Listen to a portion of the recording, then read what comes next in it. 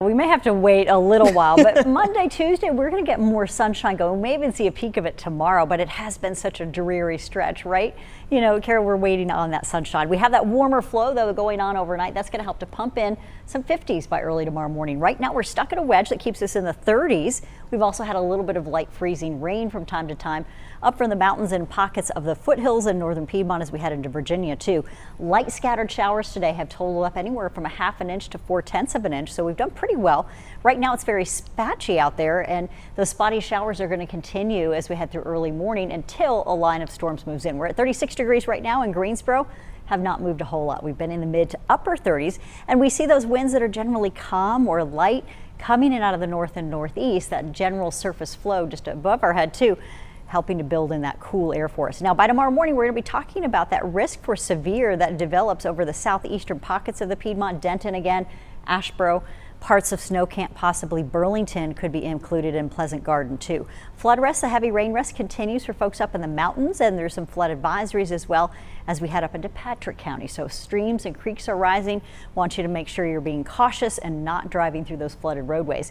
But the hour-by-hour forecast brings us more rain. So we get going with some scattered showers tonight. Notice temperatures should be warming.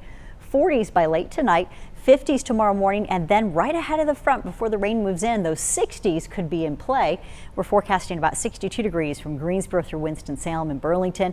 And notice a few folks might still be in that cold zone until that wind out of the west-southwest builds. But the scattered showers could bring in a few strong thunderstorms, heavy downpours. We're looking at damaging wind gusts if we do see any severe weather, and that is for really a small window tomorrow morning between about 7 a.m. all the way through 11 a.m. until this finally clears just to the east. And some of our forecast models a little bit quicker now for us, with one last round of showery action coming in for the northern Piedmont as we go between midday around brunch time and then into the late afternoon hours. Maybe a few snow flurries too on those western slopes, mainly into Virginia and West Virginia. But temperatures by Sunday afternoon should begin to cool gradually. I still think we'll hold on to those 60s through 2-3 o'clock, and then things really start to bottom out.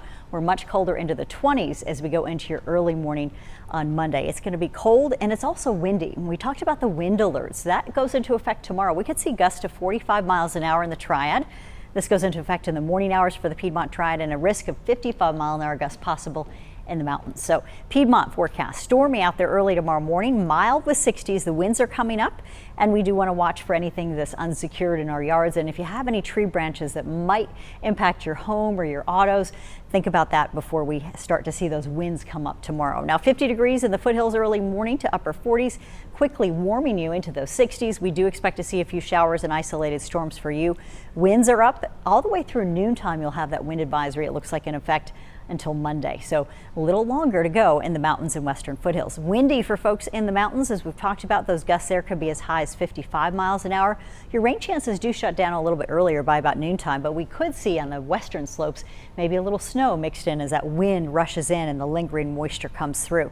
All right, so your severe storm risk for Monday, not an issue, but it is an issue for us as we go into your Sunday. We've got that heavy rain risk for everybody, but it's a damaging wind threat that we're most concerned about if we do see one or two storms become severe. So we've got a little bit of wind shear going on in the morning. We're going to be watching for that. And meteorologist Dylan Hudler will be here in the morning.